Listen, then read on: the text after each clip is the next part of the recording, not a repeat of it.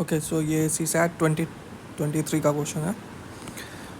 इसमें बोल रहा है कि P P Q Q and R R एक 2 डिजिट नंबर्स हैं, such that P is smaller than Q which is smaller than R, और तीनों का सम जो है वो टी ज़ीरो के इक्वल है। ठीक है, जहाँ पे ये 3 डिजिट नंबर है। तो हमें number of possible values of P और क्यू निकालना है। तो इसको हम लोग सिंप्लीफाई कर लेते हैं पहले इक्वेशन को।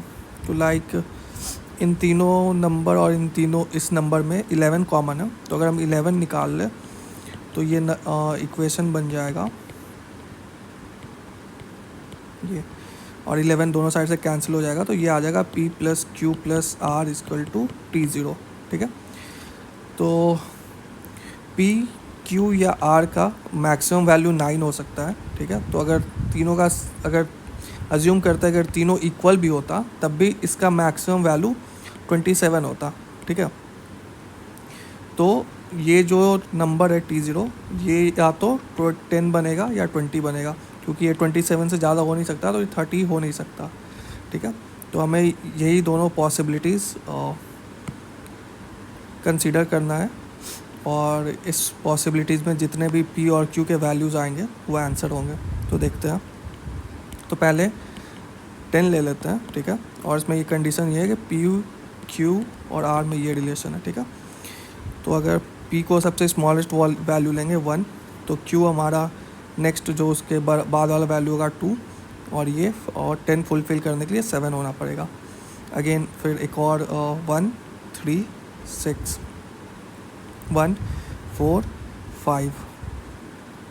अब इसके आगे नहीं हो सकता, क्योंकि अगर इसके आगे हम लेंगे 1 5 करेंगे और ये 4 हो जाएगा। ठीक है, तो यहाँ पे ये वाला रूल जो है ना ये वायलेट हो गया कि R स्मॉलर दैन Q। ठीक है, तो अब हमें लेना पड़ेगा 2। ठीक है, 2 अगर लेंगे तो अगर यहाँ 3 लेते हैं 5 5 ओके। ठीक है, 2 4 4 नहीं होगा, ये भी नहीं होगा, क्योंकि इसके बाद भी ये दोनों ये कंडीशन वायलेट होना पड़ेगा। 2 वाले भी एग्जॉस्ट हो गए। अब अगर 3 लेते हैं 3 4 3 ये भी नहीं होगा, तो मतलब इसमें बस 10 तीनों का जब सम 10 होगा तो बस यही 4 कॉम्बिनेशन पॉसिबिलिटीज़ है। ठीक है, इसके बाद अगर आप 4 लोगे तब भी ये 4 और नेक्स्ट 6 चाहिए, तो 5 अगर करेंगे इससे बड़ा होगा तो ये 1 हो जाएगा, जो कि ये इससे छोटा हो गया, तो ये भी नहीं होगा। ठीक है, तो अब दूसरी पॉसिबिलिटीज़ लेकर देखते हैं। P plus Q plus R equal to 20। ठीक है, इसमें P 1 हो नहीं सकता, क्योंकि फिर इन दोनों का सम 19 होना पड़ेगा, और एक 9 और एक 10 होना पड़ेगा, और R जो है या फिर कोई भी नंबर जिसमें सब सिंगल डिजिट है। ठीक है, तो 1 नहीं होगा। 2 में भी 2 अगर हम लेते हैं तो इन दोनों का सम 18 होगा, और फिर इन दोनों को 9 प्लस 9 होना पड़ेगा, क्योंकि और कोई पॉसिबिलिटीज़ है नहीं 18 होने का, और ये R और Q इक्वल हो नहीं सकता, और 2 भी नहीं होगा। ठीक है, 3 लेके देखते हैं। 3 लेंगे तो यहाँ पे 17 बचेगा, और 17 के लिए हम लोग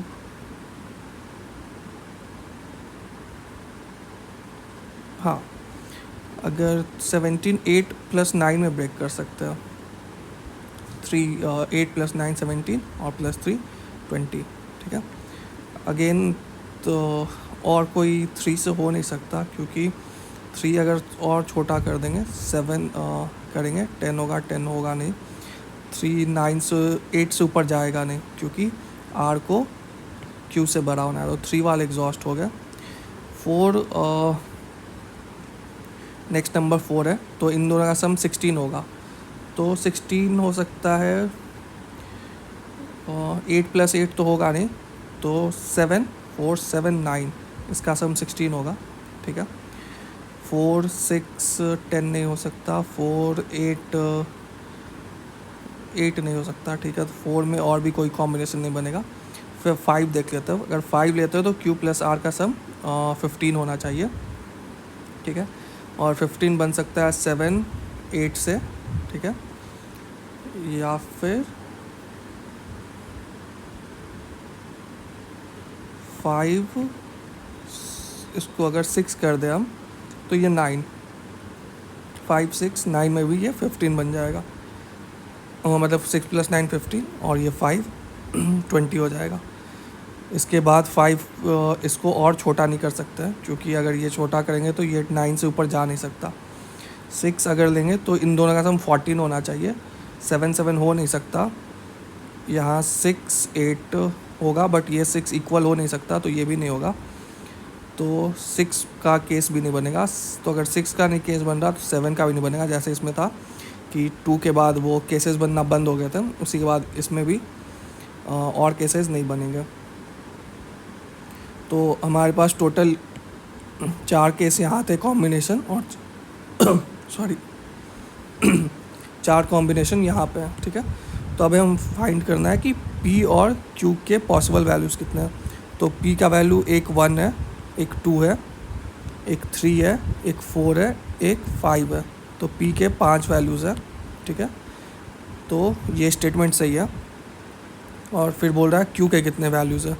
तो Q का एक वैल्यू ये है, दूसरा ये है, तीसरा ये है, 3 ऑलरेडी यहाँ पे काउंट हो चुका है, चौथा ये है, और पांचवा ये है, और छठा ये है। तो Q के 6 वैल्यूज़ हैं, 2 3 4 6 7 8। तो P के 5 वैल्यूज़, Q के 6 वैल्यूज़। तो इसका ये भी 2 सही है, तो इसका आंसर C हो जाएगा।